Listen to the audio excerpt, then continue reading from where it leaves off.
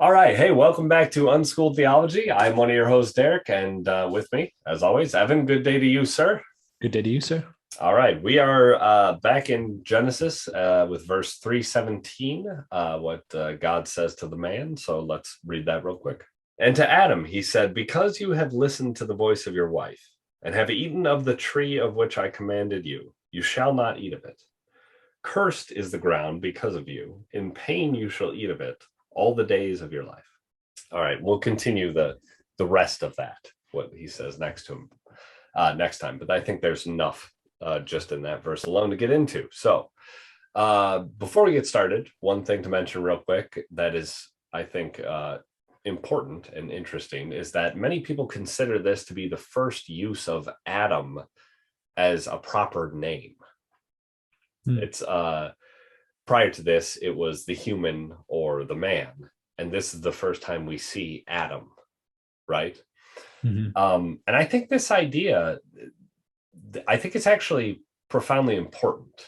And the reason is because it follows the idea we've talked about from the beginning of our show here, is the idea of the Bible as following sort of like the process of the maturation of humanity in a way. And so it's almost like as though by making the wrong choice, mankind demonstrates the ability to make choices, right? Which is unlike animals, and become, as God says earlier, before, quote, like us, and now therefore worthy of a proper name. And I know that's weird to think, well, sin leads you to being a proper name, but in a way, we've talked about this before when we talked about sin and maturation and the idea of like a little kid. It's sort of like, well, you kind of realize they're developing properly when they don't follow the rules and they don't do what you say. So there's something to that. And so it's sort of like Adam has come more fully into his own as a person, right? This is not, of course, to suggest that what he did wasn't wrong, but it's also like by having done it, he's now become who he was supposed to be. And it seems to me to demonstrate the sort of like the inevitability of there being a point at which man was going to make the wrong choice. And it's so now it's like, well, yeah, man made the wrong choice. And so now that means he is sort of really fully himself, I guess, because it's Adam in this case. Yeah. He has individual culpability at this point. Right. On a personal level, as opposed to on a yeah. It's demonstrated that he can actually make a choice. And so I guess until you rebel, there's not a clear indicator that you can make a choice. Yeah, there's not like evidence that you're something different than a computer program or something like, or different than an animal, right? That just acts off of instinct. Like it's when you can sort of like make that wrong choice that it's like, oh, you are a category different and now worthy of a proper name in that way. Yeah. Which feels like well, I guess there's this in our mind. It feels like, oh, the ability to have an individual name is something of value, and therefore makes it seem as though sin is a good thing. Yeah, that's not. But I think it's really more. I think it's more a statement of fact. Yes, exactly. That's more of what it is. That's what I think. Than saying that this is somehow a categorical good. It doesn't. It's just more, and this is, I guess, how we've been reading this a lot as the story of universal sin. This is how things function. This is how it tends to be. And you refer to someone by an individual name because they have the ability to have individual culpability at that point. Right. Yep. All right. So moving forward, again, we've been taking this passage as a whole as being highly symbolic and representative of the masculine and feminine perspectives, more so than man and woman. And so what jumps out to me is that God first here chides the man for having listened to the woman's voice, right? And that's it it says something further to me again about the things we've talked about the idea of the feminine producing and sort of birthing like new masculine perspectives, right? Mhm. And the idea being that the role of the feminine is to sort of like birth forward these new perspectives. But it's like at that point the influence should stop. It's at that point the feminine is not meant to continue to like push, you know, have the masculine listen to it, if you will. Mhm. um and so that to me is interesting. It says something about the importance of having like thought something through and like brought forth whatever it is within us, right? The perspective or method of handling it, and then trusting that thing until it's time to birth something new again, right? So if you have something in life, right, some sort of challenge or something that you're facing, you need to often take time to sort of think about it and think, okay, how am I going to handle whatever this is that confronts me, you know? As a parent, for instance, right? Like one of the things you do as a parent is think about being a parent, right? Well, how am I going to approach this? How am I going to approach having a kid and having, or if having a boy versus having a girl, whatever, different ages, all of that. And those things you need to like take some time to actually sit and think that through, and Mhm. then act upon that, whatever you've thought through and put in place. Mhm. Don't be constantly second guessing it. Wait until you have the time to really sit down and assess it and then birth something again. Otherwise you get into this place where you send all kind of weird mixed signals, Mhm. right? If you're constantly like reassessing and changing what you want to do and all that. I think that's sort of what we're getting at a little bit here with the idea of like, hey, your mistake here was listening to the feminine there, even though you weren't in a place where you yet needed that perspective. Hmm. But here's my initial gut reaction to this is this feels like, as I'm looking at both curses side by side now a little bit, I'm seeing this. We talked about how the masculine and feminine are intermingled in individual people. We've Mm-hmm. talked about that a lot. It Mm-hmm. feels like this is the first instance where the masculine and feminine are at least being called or told that they're going to intermingle, because like Adam sinned Well, in a besides the very. feminine being created as a help for the masculine, I mean, that was described. Oh, I yes, yes, suppose yes. some type of, I mean intermingling in the pure representations of them. yeah, okay. So like an absolutely masculine and an absolutely feminine Mm-hmm. is going to fall apart. They need to somehow intermingle, because what's presented here is it feels like, because you listen to the voice of your wife and have eaten of the tree, because you listen to her voice, the pure feminine, um, the masculine response to that, and we talked about this when he was tempted, is Adam seems to recount things and go, I don't know where I went wrong. He just seems to Right. present things and say, well, of Right. course I listened to the wife. Yeah. My wife, she was given to me by you, who's been good. There's no reason why I wouldn't. And we said it was a lack of feminine seeing things broadly and imagining a larger scope of a situation that caused Adam to say, well, of course, I'm just going to take this without questioning. She gave it to me. I listened to her voice. And Right. so this feels like the first instance in which it's suggested that the masculine needs to have at least some little tinge of femininity that would make it go, I actually wait a don't think second, that's it is now. something wrong? I think maybe we were describing that in the wrong way. I think maybe what it is more is, as you're just talking about it now, I'm thinking if you described that whole situation, all right, the taking the fruit from the tree, the giving it to the man, all of that, the masculine just wasn't present. That was a description of the feminine being the only perspective taking action. I don't think that's correct. Why would you have the man do that then? We talked Had the very man do what? That's the specifically point, of though. He didn't do anything. exactly, because he's single-minded.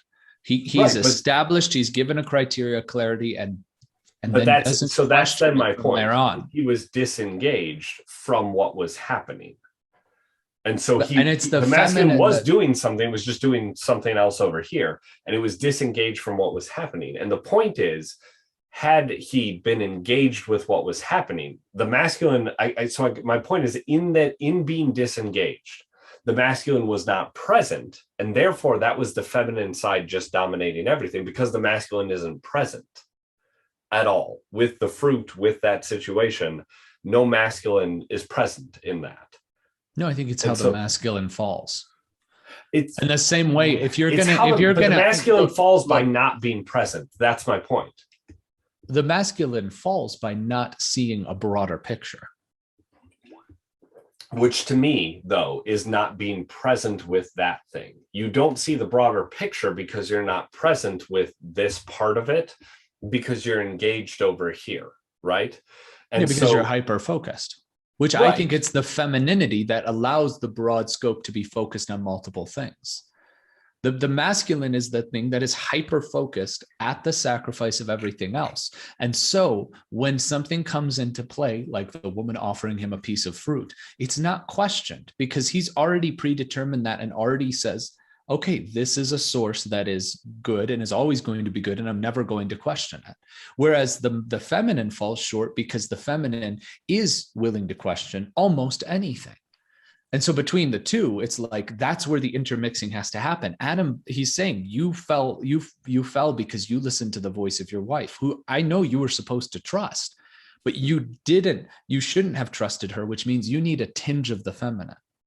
You need a tinge of that thing that's going to say, wait a second, this seems odd. I need to investigate more. And at that point, the masculine gets a little bit of the feminine. That's not what I think it's actually saying.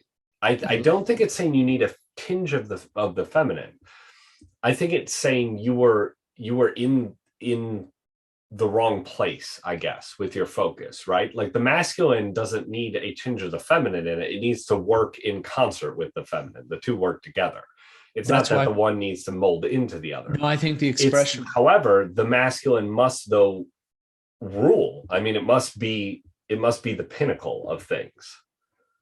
And clearly in that story, the masculine is not the pinnacle of things because it's distracted somewhere else over here. I don't think the masculine must be the pinnacle of things. I think that's the point, right? Is that it needs to be the pinnacle of things because that singular mindedness, if put in the right direction, which for the Christian is at the aim of being more like Christ, if put in that correct direction, you're okay. Like as long as that is the thing you're focused on. Now you will need the fuel, right? That the feminine gives you, that you will need those things that are birthed. But as long as you're pointed in that right direction, that is where you need to be. Then you wouldn't ever have Eve. No, you would, because that you wouldn't ever have Eve brought in, because that's what Adam by himself would have been. No. You're missing my point. The point is the masculine can say, I know that's the direction I need to go, but it doesn't necessarily have the tools to get there always. The feminine is what creates the tools within us that allows us to get there. But the masculine says that's where we're going. Yeah, I think we end up in the same spot where I think the roles are completely reversed there. But that's, you know what, I don't know if we're going to be able to fully resolve that, because I think that's the fundamental issue, is that the masculine is highly functional to me. It's presented with a goal and it will not question it. This is why I think you see in corporations a lot of times you ask this question of like, that's my point though, is that's good, right? I mean, I guess, I don't know what you mean by it will not question it. I was going to illustrate that. My point is more, it will not deviate from it. Correct, but it will not question. Let me give it an instance. This happens where people will see this in corporate corruption. Though oftentimes a corporation will do something wrong and there will be no whistleblower, and people will be shocked because it will be like hundreds of people know that something wrong is happening and there'll be no whistleblower, nobody who questions it even, because it's hyper masculine and it's pointed at a direction and it says whatever corporate is telling us to do, I'm going to follow that. I'm going to implement that exactly as it should be. And so what Yes. I'm saying is I think that that's just, yeah, that's masculine, that's misguided. That's listening. I think exactly. that's Well, but masculine listening to the voice of the woman there, that's frankly, because where the corruption is the creative correct, feminine thing. And correct. now it's Because listening to the voice of the woman. If it were on exactly. top, Exactly. Not all if it were right, on then top. If it had a tinge of the feminine, then it would be able to that's question if something comes. but That seems that's off. why I think the rule thing in the previous verse is so important, because what the I think rule that's thing stating a says, fact. It's not saying what should be. That's what's really significant. Is God's saying this is how it will be from now on. He's not saying this is how it should be. yes, no, I don't disagree. I don't disagree. I think ultimately the masculine does, though. That is my point. And if that masculine, though, then is guided towards the right aim, then it is good, I guess. It's you're going the right direction. The Correct. reason something like that can happen within a company is because the masculine there is not guided towards the right aim. Correct. Right. And ultimately, every aim that's not Christ is incorrect. So that's why, for me, it does ultimately come down to the idea that no, it's the masculine's responsibility to make sure you are always on the tracks That's the headed towards Christ. feminine responsibility. That's what I'm saying, is the feminine is able to look broader and analyze a situation and understand what broadly happens. Otherwise, I don't understand. I know you're saying the birthing thing is the thing with feminine, but that's where I was saying that's creativity, that's imagination, that's potentiality. That's looking at something and saying what could be, what exactly is going is are available possibilities here, and that helps in setting a direction. And then the masculine is able to say, okay, I've got a direction, I'm just going to keep going. See, that's But where it's the I think job the of the issue is. feminine. It's the job of the feminine to cause the rebirth, which is a change in direction, which is painful because changing direction is very, very, very, very Yes, of course, painful. yeah. And so it's the job I of don't the think that, I feminine don't think it's the to change in force the direction change that's in painful, direction though. when the masculine has gone in the wrong direction.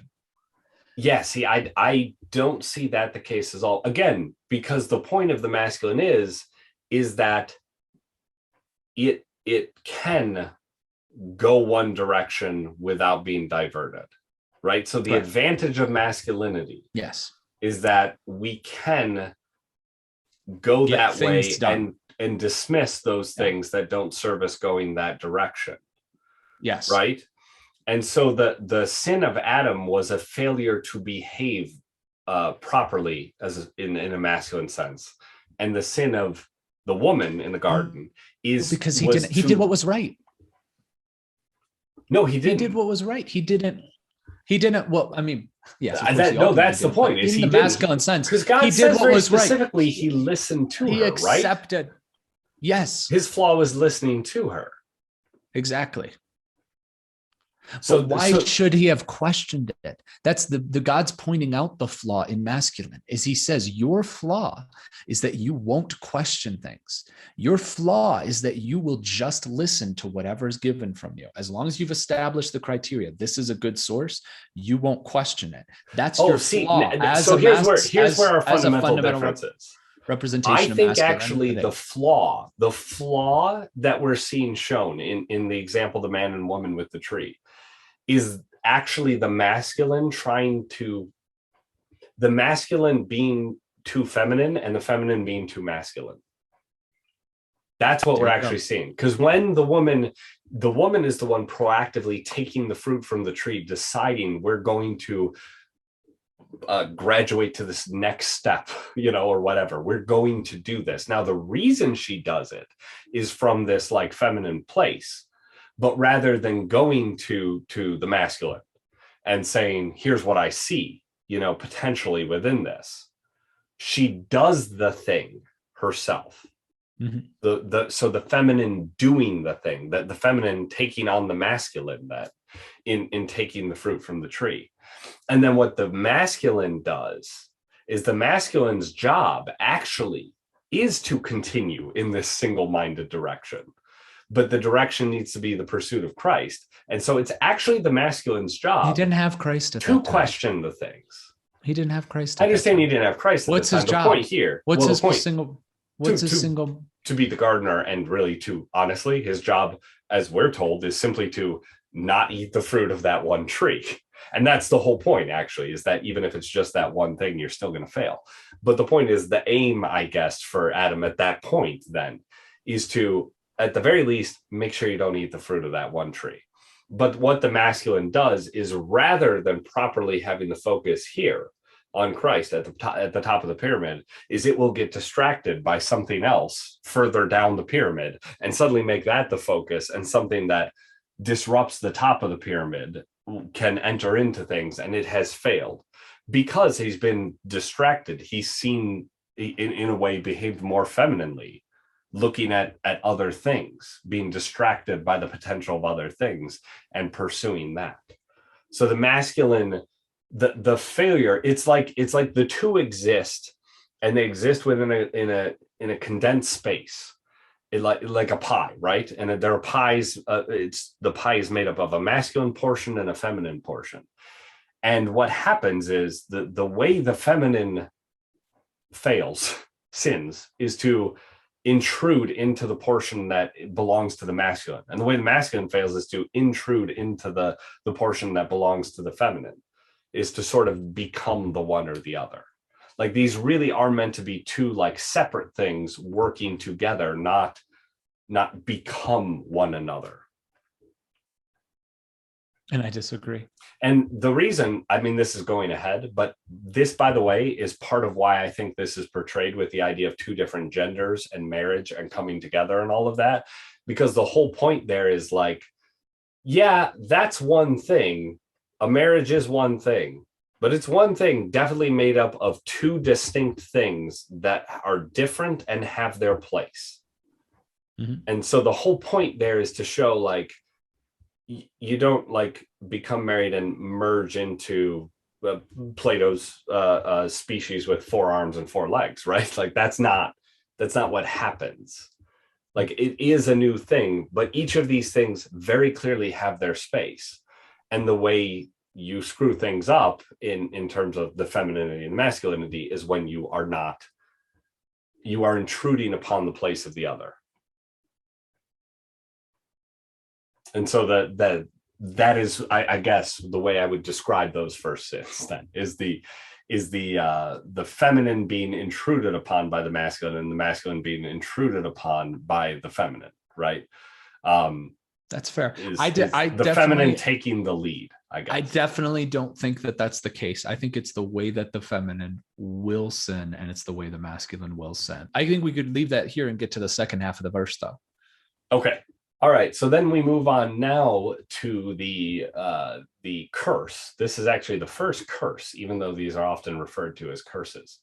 This is, or the first curse aside from the serpent. I'm sorry, the first curse mentioned to the human beings here, and it is the ground. And I think this is interesting because we are transitioning here from the tree to the ground, right? The tree was where there was the problem, and now suddenly the ground here is what we're focused on. And it lays bare to me, I think, the stark difference in humanity's place in the world as a result of sin, right? A world absent of sin is one where food just sprouted from trees that God had planted there, right? The garden, we're told, was filled with the trees.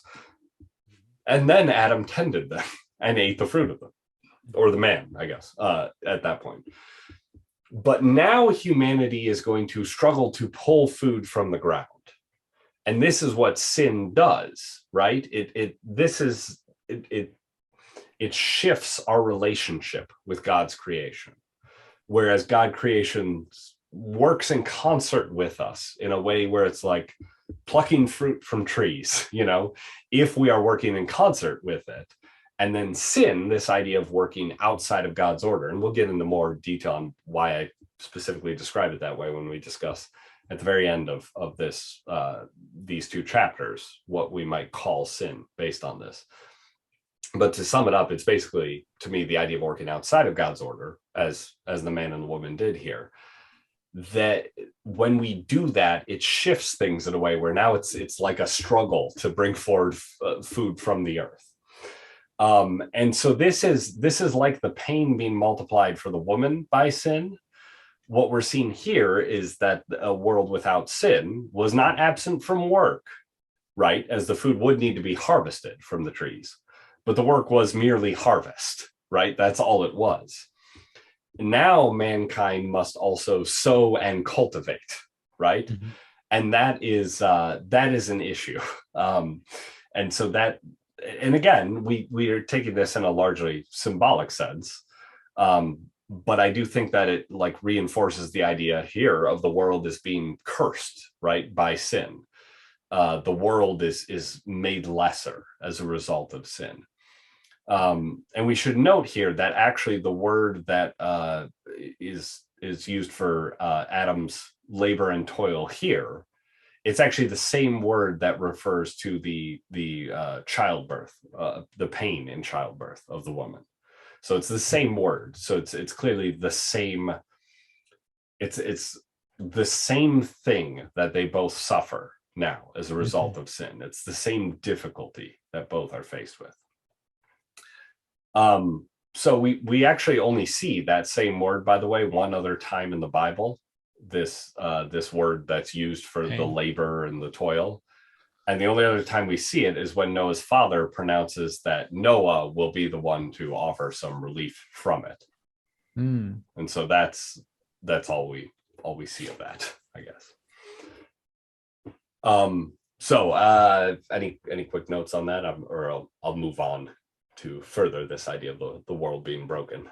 Now, the main thing that stuck out to me from there is just the pain. Is just that both end up in the same situation of pain, and each one has their own unique pain that they're doing. One is the very feminine pain of bringing forth something new and rebirth and bringing forth possibility and potential, whereas the masculine pain is also a highly functional thing of eating. In order to sustain life and keep whatever it is going to be much more difficult for you now, which is interesting.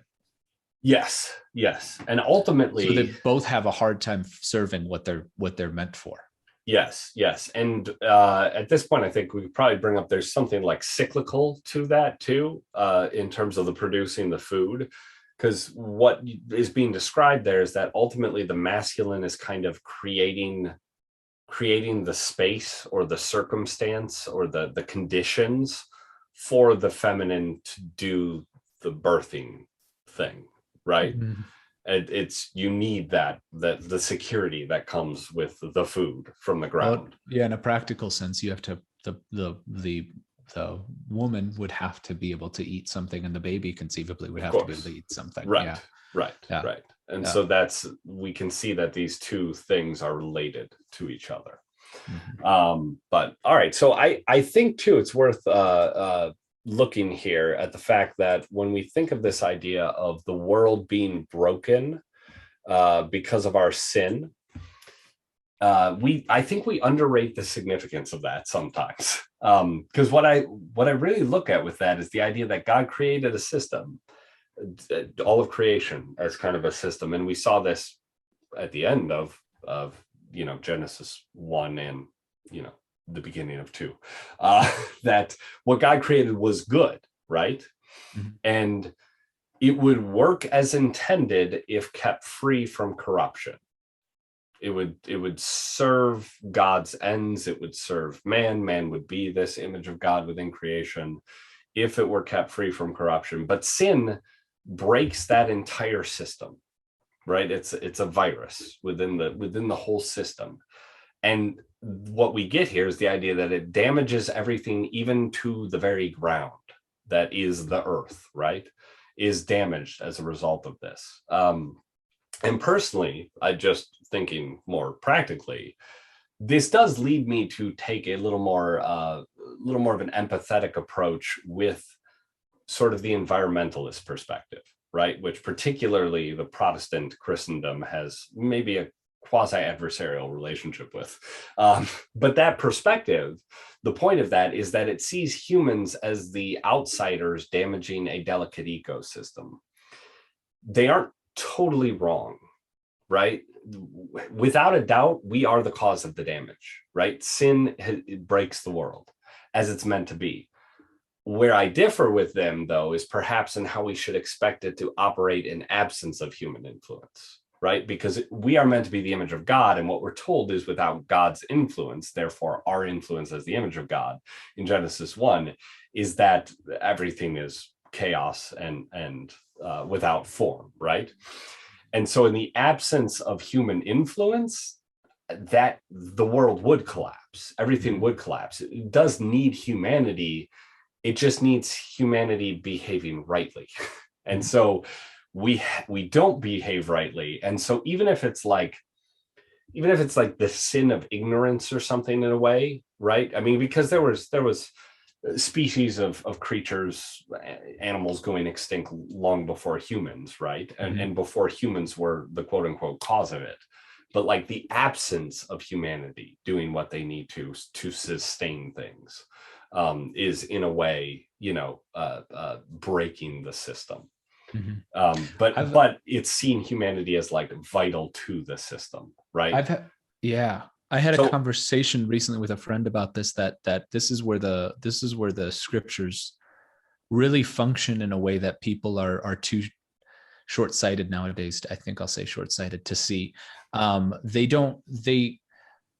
They come up with this idea, humans damage the earth, and it's like, yeah, that kind of is true. That does happen. And then they go with it and they keep going to the point where it hits an extreme of, well, humans, we're not good for the earth at all. We shouldn't even be here. Whereas the scriptures tend to present these boundaries to ideas. And so they'll present an idea like this, that cursed is the ground because of you. It's like, yeah, humans do damage the earth. And then it hits this boundary where it says, but humans are made in the image of God. And we have fundamental value and are placed in an order in this system that is significant, and we have a purpose that we're supposed to serve. Right. And that way, this environmentalist thing that can't go past that if they're trying to keep things in line with scripture. But if they don't, and I think that might be why there's this adversarial relationship between Protestantism and them, is because they'll just run past that extreme. And that's where Protestants will go like, no, wait a second, there's a block there. And then because people are people, Protestants will then go, well, that whole idea must be wrong. And it's like, well, no, that the whole idea isn't wrong. That idea is in your scriptures too. It just hits this natural boundary where it exists in the place that it's supposed to. Right. And so as Christians, we need a kind of environmentalism, right? In a way, in terms of our the way we see the world, right?